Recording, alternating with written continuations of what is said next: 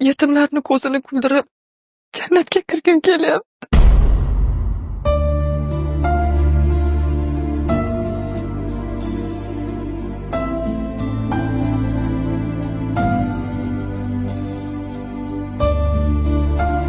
Assalomu alaykum. Va alaykum assalom.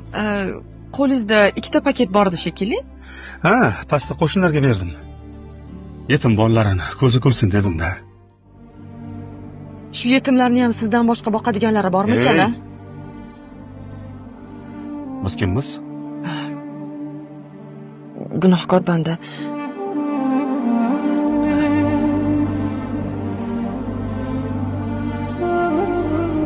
Gaplarimni quloqlaringiz bilan emas, aqlingiz bilan eshiting.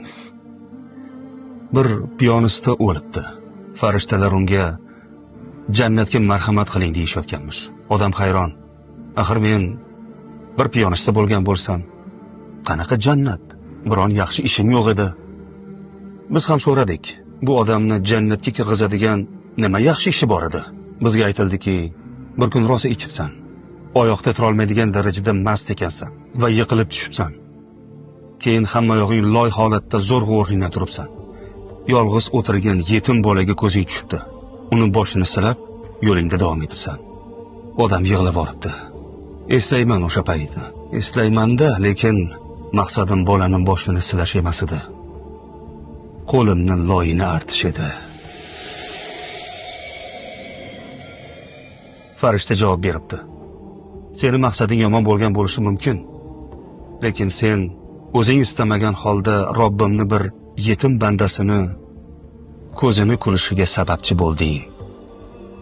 Shu sababli afv etilding. Shu saryog'ni ham qo'shniga olib chiqib bersam maylimi? Nimaga? Yetimlarni ko'zini kuldirib, jannatga kirgim kelyapti. Men ularga hozir saryo berdim. Yaxshisiz bu saryodan shirinlik tayyorlab olishing. Rahmatini chegarasi yo'q bo'lgan Robbim bizlarni bir yetimni ko'zini kuldirganimiz uchun bo'lsa-da gunohlarimizni kechirsin.